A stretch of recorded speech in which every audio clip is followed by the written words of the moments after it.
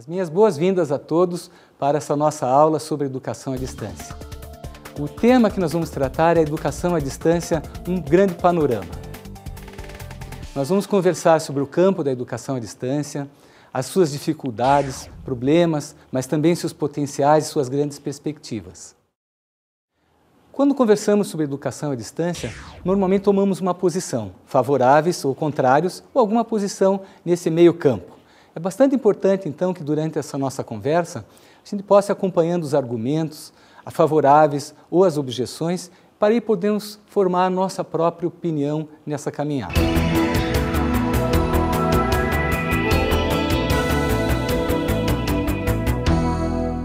Vamos colocar, então, um desafio para vocês. O desafio é o seguinte: durante essa nossa aula, nós vamos trazer indicações de posições favoráveis e também indicar algumas objeções, resistências, preconceitos que normalmente encontramos quando discutimos sobre educação à distância. O que eu quero de todos, então, é que acompanhem esse nosso debate, os exemplos que vamos trazer, as dúvidas que vão surgir, as opiniões favoráveis também, e cada um possa, durante esse nosso caminho, ir construindo a sua própria visão. No final dessa nossa aula, vamos ver onde conseguimos chegar, cada um de nós formando, então, a sua própria opinião, mesmo que seja provisória, sobre educação à distância. A nossa opinião real, concreta, nós vamos construir na nossa própria prática. Nós temos uma situação tanto diferente, um pouco inusitada aqui, porque nós vamos falar sobre educação à distância, utilizando as próprias tecnologias e metodologias da educação à distância.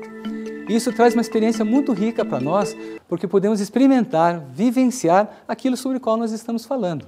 Eu até brinco um pouco, como se nós estivéssemos aprendendo a dirigir, já dirigindo um carro. É assim que a gente vai fazer, aprendendo no próprio caminho. O campo da educação à distância.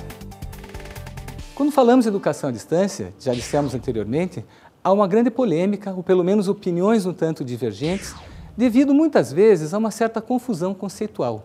Fala-se educação à distância junto com muitos outros temas, com outras expressões, outros assuntos, né? Outras palavras que muitas vezes nos confundem nessa caminhada para entender melhor o que é esse campo da educação à distância.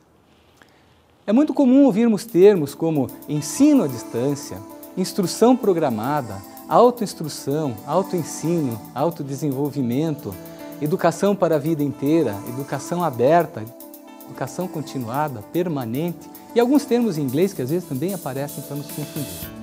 É muito importante então que a gente vá, durante essa nossa aula, limpando um pouco esse território, entendendo um pouco melhor essas expressões que não são sinônimas. Muitas vezes elas querem dizer coisas diferentes daquilo que nós realmente queremos significar. Nós vamos usar a expressão educação à distância e muitas vezes a sua abreviatura, né? Nós vamos falar EAD, que ele significa claramente educação à distância e não ensino à distância, como às vezes aparece.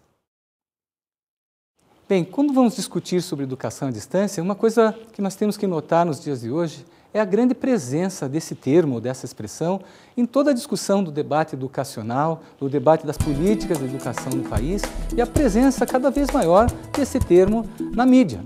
Temos visto referências à educação à distância nos jornais diários, nas notícias, em muitos outros meios, inclusive os próprios meios digitais, como a internet.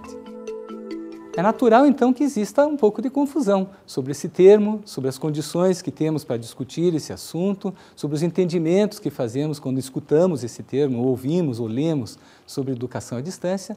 Então, bastante importante que a gente busque um consenso, que nós possamos encontrar aqui na nossa aula alguns termos comuns sobre os quais nós vamos nos entender. Gostaria de comentar, então, sobre esse assunto do entendimento, que há uma diferença, na minha opinião, sobre definição e conceito. Definição é uma coisa um tanto rígida, meio dura, assim, meio engessada, né? Que a gente aprende meio decorando algo que outros construíram por nós.